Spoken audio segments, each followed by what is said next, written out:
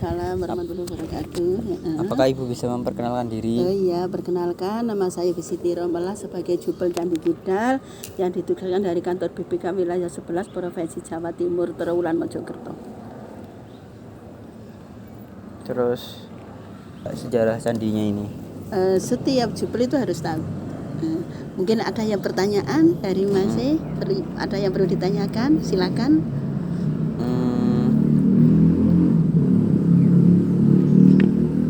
Apa yang Ibu ketahui dari Garuda ini? Langsung ke Garudanya, langsung ke reliefnya. Kalau langsung ke reliefnya ya, candi gini kan ada 3 struktur. Ada struktur pertama itu kaki candi, kedua tubuh candi, dan ketiga atap candi.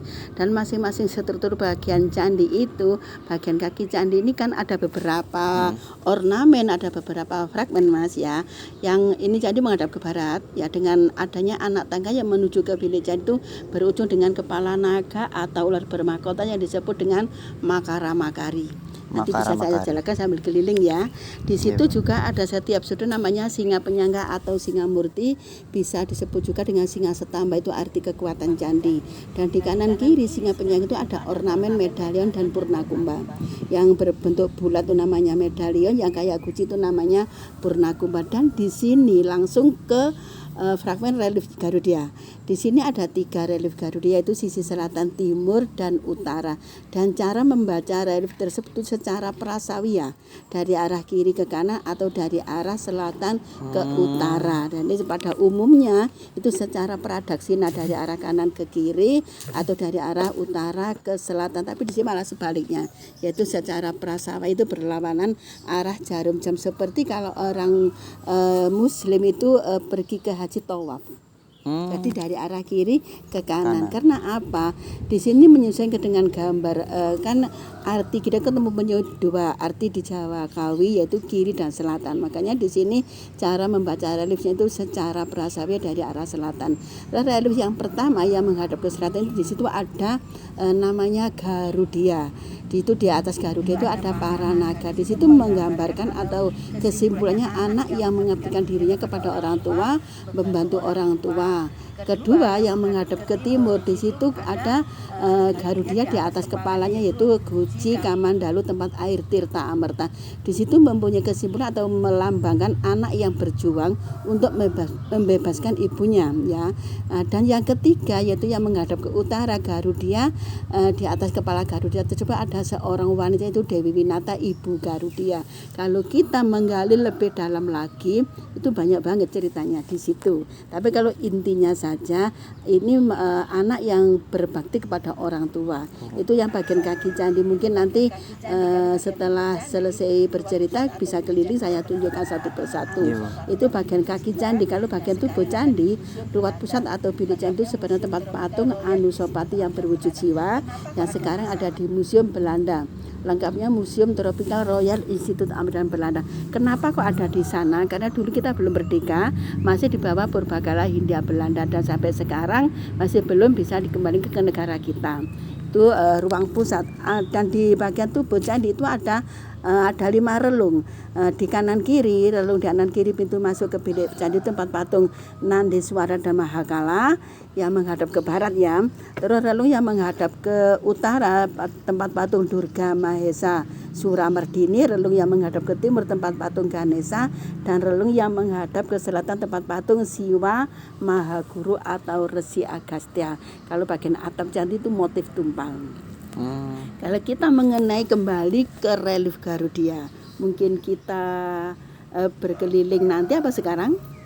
Nanti. Lanjut Mas. Jadi Ibu bisa jelasin atau ceritakan sejarah-sejarah dari Candi Kidal ini ya? Kalau ini Candi Kidal ini kan salah satu peninggalan kerajaan Singosari yang tertua. Karena apa?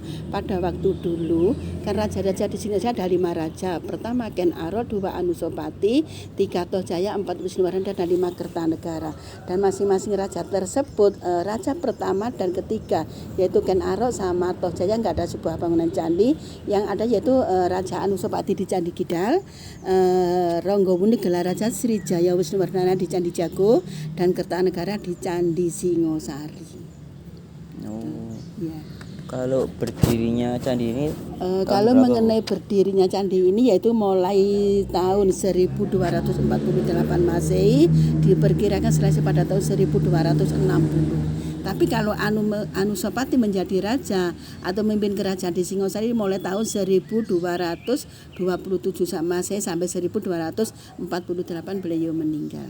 Setelah beliau meninggal yaitu didirikan atau permintaan dari raja tersebut diingin dibuatkan sebuah bangunan candi untuk pendarmaan beliau, untuk penghormatan yang terakhir, terus untuk beribadah bagi yang beragama Hindu, juga untuk pengetahuan tentang sejarah seperti sekarang ini. Menurut Ibu yang mendirikan candi ini siapa, Bu? Yang mendirikan candi itu salah satunya namanya Prabu Mahesa Wong Ateleng. Siapa sih Prabu Mahesa Wong Ateleng? Yaitu Prabu Mahesa itu anaknya Ken Arok sama Bunda Ken Dede. Jadi sama Anusapati itu satu ibu lain ayah. Gitu. Namanya Prabu Mahesa Wong Ateleng. Kalau kita gali lebih dalam lagi, malah dalam lagi. Ini lanjut. Terus ini batunya pakai material batu apa, Bu? Kalau bahan bangunan candi peninggalan kerajaan Singosari terbuat dari batu andesit. Batu andesit itu batu dari perut gunung, walaupun sudah beberapa ratus tahun. Ini candi itu kurang lebih umurnya sudah 800 tahun. Masih bisa kita lihat ya dengan kokohnya. Dan kenapa sih kok dinamakan batu-batu? Kalau filosofinya atau mempunyai lambang batu baca dan tulis. Karena apa? Kalau kita mengukir di atas batu, contohnya seperti ini, janganlah mengukir di atas air atau pasir. Kena angin, kena air pasti hilang. Kalau kita mengukir di atas batu ya seperti contohnya candi ini masih bisa kita lihat dengan jelas gitu. Tapi selama beberapa ratus tahun ini pernah ada restorasi nggak, Bu? Pernah. Candi kita pernah dipugar pada tahun 1986 sampai 1990. Dipugar total. Karena dulu bagian tangga yang menuju ke bilik candi dengan sudut-sudut itu banyak yang nggak ada batu, sudah rusak. Tapi di sini malah nggak ada batu yang berserakan seperti kayak Candi Batu kan ada beberapa ratus candi ya, batu ya yang lepas seperti Candi Jago juga ada. Tapi di sini malah nggak ada batu yang berserakan.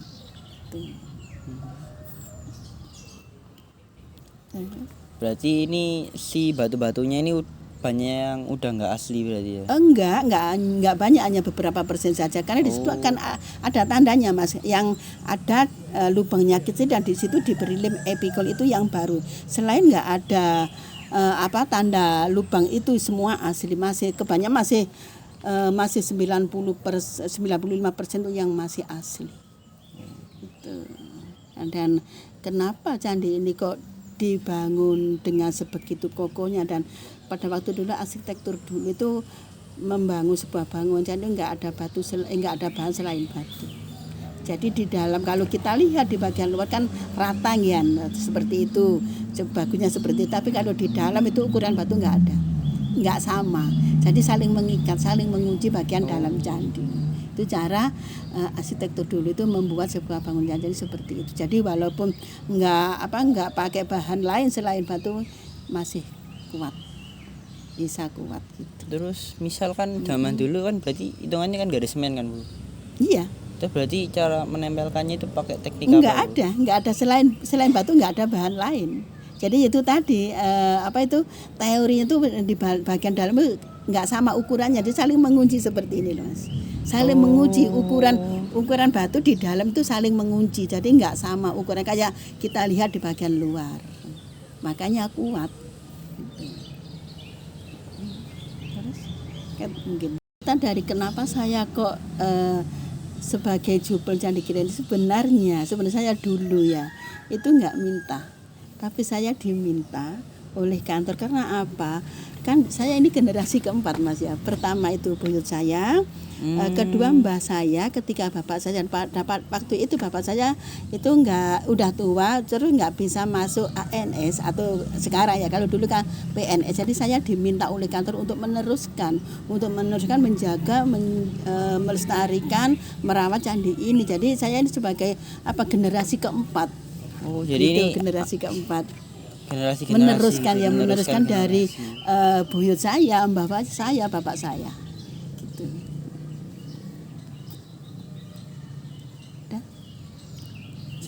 Ibu dari tahun berapa jadi juru pelihara di sini? Saya sebagai jubel Candi Kita itu mulai tahun 1986. 1986. 1986 mungkin kalian belum ada. Jadi saya di sini mengabdi ke negara, ya alhamdulillah ya mengabdi kepada leluhur atau nenek moyang kita itu selama kurang lebih sudah 39 tahun. Tuh. Tapi perasaannya Ibu jadi juru pelihara di sini gimana, Bu? Suka dukanya. Kalau kita pikir kalau saya sebagai saya pribadi, saya cuma merasa bersyukur. Bersyukurnya kenapa? Bisa mengabdikan diri saya kepada negara, terus kepada menjaga, merawat, melestarikan peninggalan nenek moyang kita yang sampai sekarang ini. Itu ya, mudah-mudahan nanti bisa ke generasi penerusnya. Gitu. Kalau masalah dukanya, tak pikir nggak ada dukanya. Saya nikmati saja, saya syukuri. Gitu. Enjoy ya, Bu ya? Enjoy aja. Apa yang Ibu bisa lakukan biar generasi sekarang sama generasi seterusnya ini masih tertarik sama candi ini dan bisa melestarikan candi-candi? Seperti contohnya harapan saya semoga ya generasi muda, generasi penerus kita itu tahu tentang sejarah. Seandainya kita nggak senang ke sejarah, nggak ada sejarah, nggak ada kita. Dan harapan saya ke depan mudah-mudahan generasi penerus, generasi muda itu tahu memahami apa sih itu sejarah. Gitu harapan saya. Kalau boleh tahu ini apa, Bu? Ini namanya kepala naga atau ular bermau, katanya disebut dengan makara makari. Kenapa? Oh, yang tadi Ibu jelasin itu. Makara makari ini yang makara itu yang laki-laki dan ini yang makari yang perempuan. Karena apa? Di sini ada tanda anting-anting. Jadi ini lebih gagah, ini lebih gagah daripada yang sebelah kiri itu, yaitu makara makari. Pria dan wanita. Kita langsung menuju ke bagian sisi selatan candi ya. Nah, dan ini tadi yang Ibu katakan yaitu namanya singa penyangga atau singa murti yang disebut juga dengan singa setamba, itu arti kekuatan candi. Dan di sini ada ornamen yang berbentuk bulat yang seperti ini ya, seperti ini. Ini adanya di bagian kaki dan tubuh candi, itu namanya medalion. Medalion itu lambang kemenangan. Dan yang kayak guci seperti ini namanya Purnakumba. Purnakumba atau tempayan itu lambang kebangkitan. Dan di sini kita menginjak ke bagian yaitu fragmen relief Garuda yang pertama yang menghadap ke selatan. Ya. Yang menghadap ke selatan. Ya, ini relief yang pertama, Garuda membawa para naga. Di sini melambangkan anak yang mengabdikan kepada orang tua. Karena apa? Garuda ini anaknya Dewi Winata dan para naga anaknya Dewi Kadru. Di antara dua dewi ini yaitu istri Resika, siapa mempunyai tebak menebak, bagi siapa yang kalah harus jadi budak yang menang. Tapi sebenarnya Dewi Winata ibu Garuda ini dalam pihak yang menang. Karena kelicikannya Dewi Kadru ibu para naga yaitu tebak menebak kuda Ucasrawa yang sebenarnya berwarna putih semua.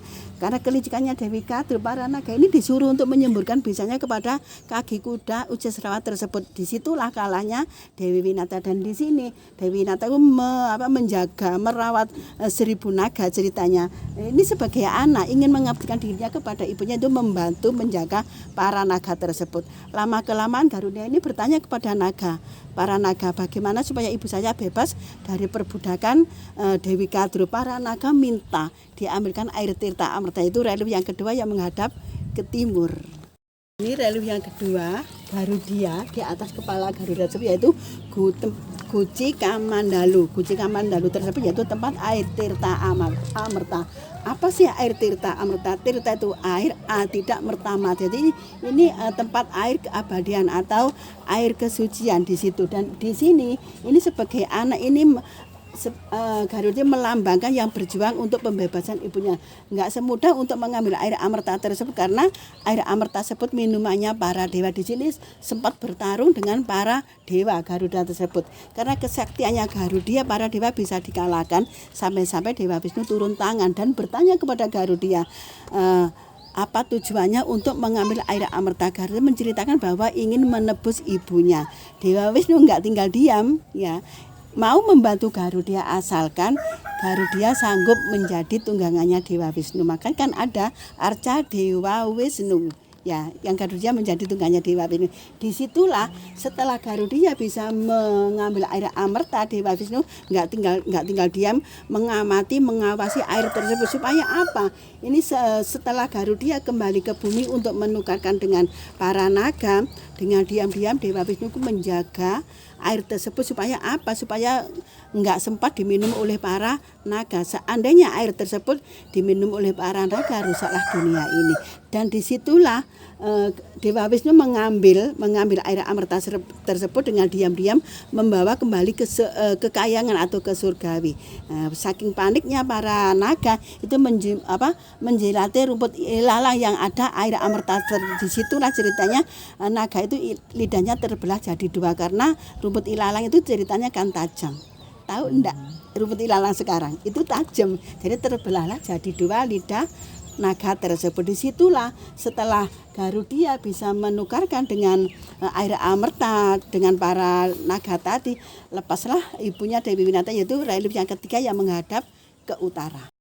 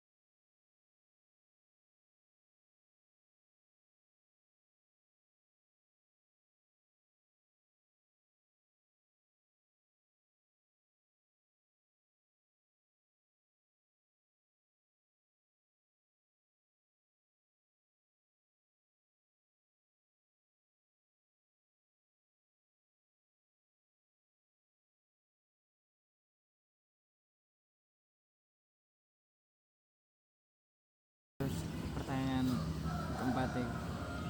Apa? Belum cara melestarikan. Oh iya. Ya. Nggih.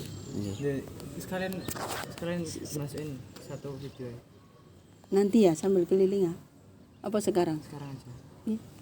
So, mari cara pelestarian baru bisa nggak Bu kita lihat-lihat sambil dijelasin gitu. Nah, iya. Enggak. Sekarang pertanyaan keempat itu loh.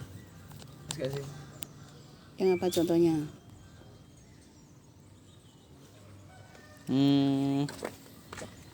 Cara ini 4 dulu baru cara melestarikannya ya. Yang nomor 4 apa? Bagaimana? Opini Bapak Ibu tentang anak muda zaman sekarang kesan acuh tidak peduli dengan Kayak itu tadi apa jawabannya? ya, yang harapan itu. Harapan ibu itu tadi. Kita jangan melupakan tentang sejarah. Nggak ada sejarah, nggak ada kita. Itu pesannya siapa? Jas merah. Pesannya siapa? Iya, presiden kita Bung Karno, jas merah. Jangan sampai lupa tentang sejarah. Karena apa? Nggak ada sejarah, nggak ada kita. Lah apa nggak ada sejarah terus jadi apa ya? Tinggal itu loh melestarikan. Cara melestarikannya bagaimana Bu? Apa? Ya apa bahasanya? Cara ya gini ngoten niku cara melestarikan bagaimana contohnya. Iya. Tuh. Berarti Selalu aku sering cerita biasanya seperti ini kan jadi kok enggak banyak simpang siurnya. Tapi kalau ibu sendiri sudah ada kayak penerusnya enggak? Kayak siap. Ya mudah-mudahan sekarang kan nggak kayak dulu Mas. Dulu kalau mau purna tugas misalnya ya kayak aku mau purna tugas berarti aku mengajukan anak saya bisa melamar ke kantor kita kan.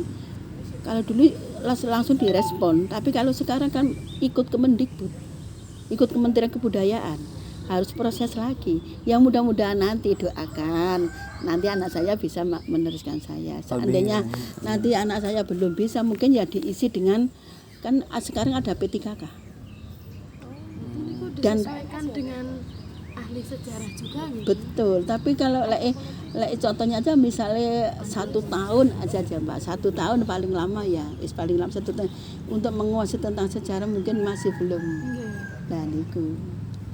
Tapi aku misalnya nanti aku sudah kan usia saya sudah 58 kan pernah tugas.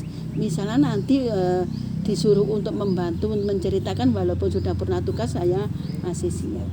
Misalkan rumah ya cedek misalnya ada diperlukan ya misalkan tapi kalau nanti misalnya teman aku yang diletakkan di sini soalnya kalau P3K itu diletakkan di mana-mana kan harus siap kayak PNS itu ya, diletakkan di mana-mana harus siap. Nah, disitulah mampu enggak untuk menceritakan tentang cerita. Soalnya kalau kita membaca di buku saja itu enggak selengkap Mbak. Iya, enggak selengkap. Soalnya aku selama ini dapat banyak itu dari dosen-dosen, dari Museum Nasional Jakarta, dari para dosen, dari itu. Jadi saya tambahkan. Gitu. Karena yang kalau menulis buku kan tergantung persepsi dari penulisnya nih. Enggak sing ya apa sih? Misalnya 1 kilo ukuran itu mungkin setengah kilo udah bagus wis. Monggo dilanjut lagi ya. Dilanjut cara melestarikan. Bagaimana cara melestarikan situs atau candi ini? Menurut Ibu bagaimana cara melestarikannya?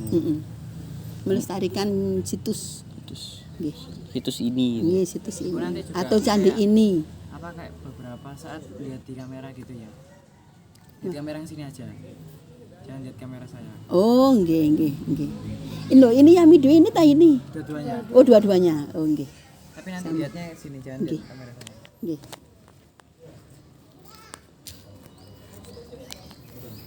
Satu, dua, tiga.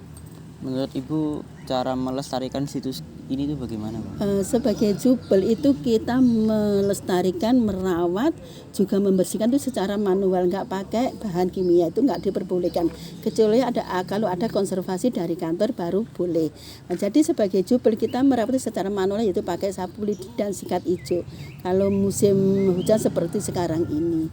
Jadi di sini di sini saya sebagai jubel Candi Kidal itu pasti mengingatkan atau memberi informasi bahwa Candi Kidal ini masuk skala nasional seperti Candi Jago juga Singosari.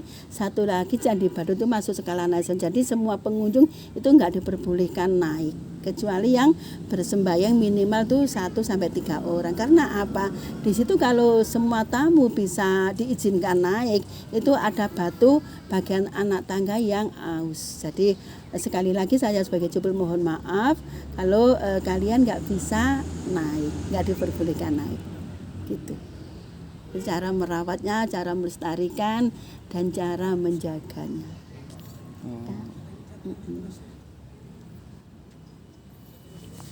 Langsung ke penjelasan keliling itu. Iya, enggak apa. Mer. Siapa ngomongnya? Gimana cara? Mungkin Ibu bisa lanjut. Mungkin Ibu bisa Menjelaskan. menjelaskan sembari kita berkeliling gitu. Iya. Mengantar, mendampingi. Mendampingi kita. Mendampingi. Apakah itu berkenan mendampingi kita untuk Berkeliling. Iya. 1, 2. Apa tadi? Mendampingi. Oh iya, berkenan untuk mendampingi kita berkeliling. Apakah Ibu berkenan untuk mendampingi kita berkeliling? Sebagai jubel yang ditugaskan untuk menceritakan atau untuk mendampingi pengunjung kita siap. Monggo. Ini. Ya.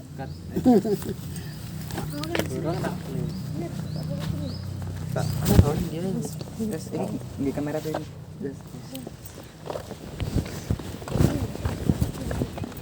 Nih, kan setiap berhenti aku mbok pause gak? Lanjut terus. Iya. Iya iki PR-nya aku iki.